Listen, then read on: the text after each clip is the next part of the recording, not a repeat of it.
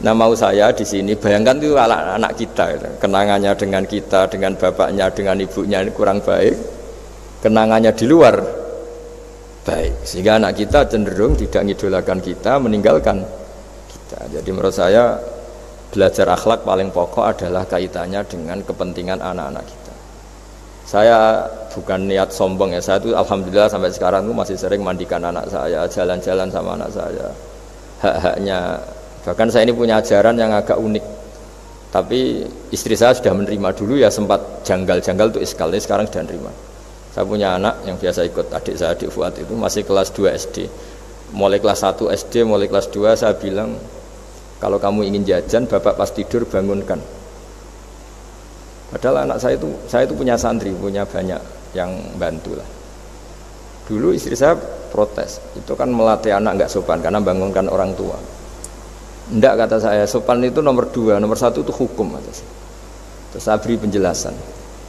Yang paling berhak atau yang paling boleh dingel-ngelno anak, dingel-ngelno anak itu ya diganggu anak, itu ya orang tuanya. Masa anak mau jajan yang harus ribet pembantu, mana anak mau jajan yang harus ribet orang? Yang paling boleh diganggu oleh anaknya ya orang tuanya. Itu hukum, kata saya. Akhlak nomor 2. Sehingga barokahnya hukum itu, saya ulang lagi, barokahnya hukum itu, kalau anak ini terpaksa pembantu itu pas lalai, pas kita tidak nyalahkan, kan kewajibannya di kita. Akhirnya kita menjadi tahu, baru istri menjadi tahu, yang paling berhak diganggu anak ya orang tuanya. Itu hukum. Nah akhlak itu baru nomor 2, ganggu itu ya dikira-kira lah pas bangun atau pas rileks. Tapi itu nomor 2, itu namanya moral. Moral itu sunat. Tapi kalau hukum itu nomor 1. Sehingga akhirnya orang tua, anak ini senang. Betapa baiknya orang tua kita, pas tidur saja dibangunin mau demi kepentingan dia. Akhirnya anak ini punya kenangan baik sama orang tua. Pas tidur saja bapak diajak mau. Apalagi pas happy. Nah karena kenangannya baik, ya idolanya orang tuanya. Ketika idolanya orang tuanya dan kita orang baik, mau ngajak sholat ya gampang, mau ngajak ngaji ya. Bayangkan kalau kenangannya dia dimintai uang nggak boleh, bentak, salah jam kayak atau salah jadwal atau apa, salah momentum, masa anak kecil diwalate salah pakai momentum pakai apa itu. Nah, ketika kita ngangkon belajar sudah susah karena kenangannya ndak baik. Jadi kunci daripada ini, makanya saya bilang berkali-kali, oke kita belajar akhlak, belajar moral, tapi nomor 1 itu hukum. Saya ulang lagi, hukum. Karena agama ini ciri khasnya itu hukum. Hukum itu ketentuan. Jadi aturan Islam itu detail. Misalnya saya belum haji, ya sudah, sebagian harta saya jatah untuk haji itu sudah tidak milik saya, harus dianggap miliknya haji. Sehingga kalau saya meninggal setiap saat, yang boleh diwaris oleh anak cucu saya hanya yang melebihi dari biaya haji. Makanya di Indonesia disebut kaji amanat. Kaji amanat itu orang yang sebetulnya sudah mampu haji tapi tidak kober haji. Itu kalau sudah meninggal harus ada jatah haji yang dianggarkan untuk haji apa? Amanat. Baru sisanya boleh diwaris. Karena ini hukum. Lah nanti di akhirat juga Allah pakai hukum. Kalau ada anak nggak sholat, yang pertama disalahkan orang tuanya. Kenapa ini tidak sholat? Semua kesalahan anak-anak kita adalah dibebankan ke kita. Ya, jadi saya mohon cerita-cerita akhlak ini jangan sampai hanya nyuwun sewu moral dengan arti kenyamanan sosial, tapi kembalikan ke Allah dan apa? Rasul. Sehingga ini yang terakhir saya cerita hadis yang populer sekali. Ada 3 hadis yang populer dan ini sampean semua pasti hafal. Maka na yu'minu billahi wal yaumil akhir falyukrim jarahu. Terus ada yang falyukrim dhaifahu. Terus yang ketiga falyakul khairan aw liyasmut, berkata baik atau kalau enggak bisa berkata baik ya apa dia. Nah, itu uniknya Islam itu apa Mas Dwi? Uniknya Islam itu tidak pernah membolehkan umatnya terdikte oleh sosial, Mas Andri, enggak boleh. Tapi hanya terdikte oleh ketentuan Allah dan Rasul. Jadi Allah cara ngendikan, kalau kamu iman kepada Allah dan Rasul. Iman kepada Allah artinya apa? Allah memerintahkan kita berbuat baik sama tetangga, sama tamu. maka lakukan itu. Sekali tidak demi Allah dan Rasul, berarti Anda didikte oleh hukum sosial. Kalau tetangga baik ya kita baik, kalau dia buruk ya kita ikut buruk. Itu artinya apa? Kita tidak didikte oleh hukum Allah dan Rasul, tapi didikte oleh hukum apa? Sosial. Islam itu agama yang hubungannya manusia itu dengan Allah, bukan dengan sosial. Sehingga ketika baik sama tetangga pun itu karena perintah Allah. Sehingga kalau suatu saat kecewa tetangga kita itu kurang ajar misalnya, ya kita tetap nyaman saja karena kita baik itu atas perintah Allah.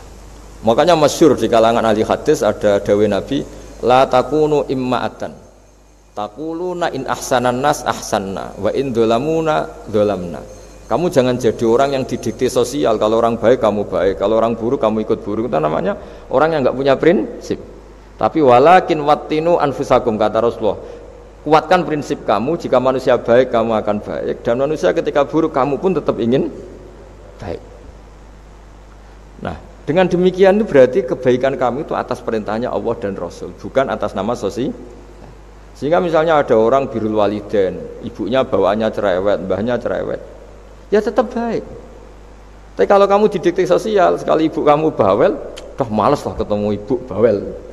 Nah, ini berarti kamu belum didikte Allah dan Rasul, tapi didikte itu hukum apa? Sosial. Sehingga untuk menutup mauidhah ini, saya sering cerita di mana-mana, di kitab Ihya itu ada cerita, ada seorang pemuda yang kurang ajar sekali itu. Ada kiai dipanggil, Pak Yai silahkan ke rumah saya. Ya kira-kira cara sekarang mungkin 500 meter datang. Setelah sampai depan rumahnya, sudah Pak Yai saya tidak punya kebutuhan sama kamu. Itu kiainya senyum, rileks. Setelah sampai rumahnya dipanggil lagi, Pak Yai mohon ke rumah saya. Terus kiainya ke situ lagi asik kan. Terus setelah sampai rumahnya pemuda tadi, sudah pulang aja, saya tidak butuh kamu. Sampai 3 kali. Dan kiainya tuh asik, ceria gitu. Pemuda itu kagetnya bukan main. Kenapa Pak Kiai tidak tersinggung? Malah senyum-senyum.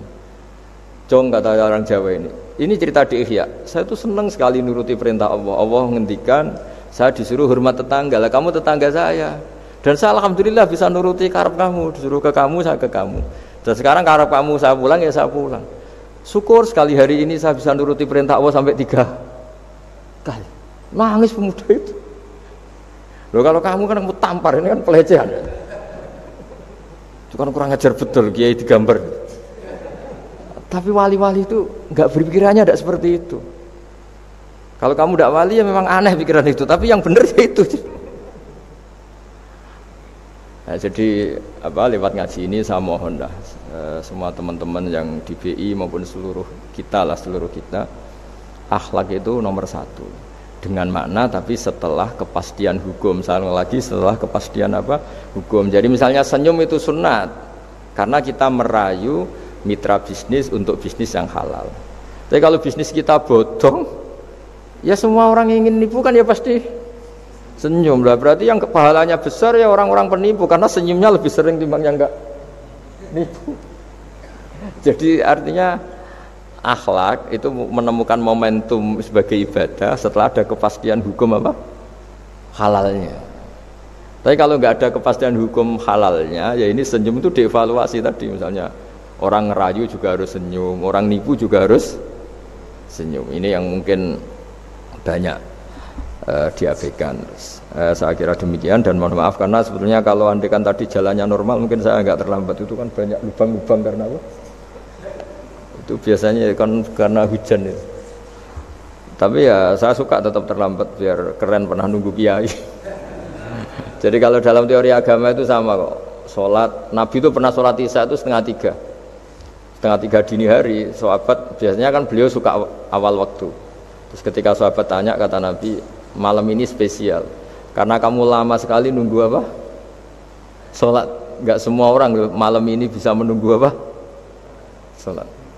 Jadi artinya bawaannya itu nunggu kebaikan. Jadi di antara trik atau resep husnul khotimah, ya ini sebagai penutup ngaji, resep husnul khotimah itu innallaha ta'ala yubahi malaikatahu, Allah membanggakan kita, yubahi bikum malaikatahu, Allah bangga dengan kita. Di antaranya apa Mas Andri?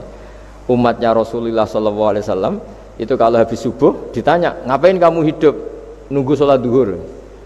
Ngapain kamu hidup setelah sholat duhur nunggu sholat asar? Sehingga kita ini menunaikan fardu yang diwajibkan Allah dan menunggu datangnya fardu yang lain. Jadi orientasi kita fahijratuhu ilallah wa rasulih. Tapi kalau kita orientasinya mapan, kenapa kamu hidup?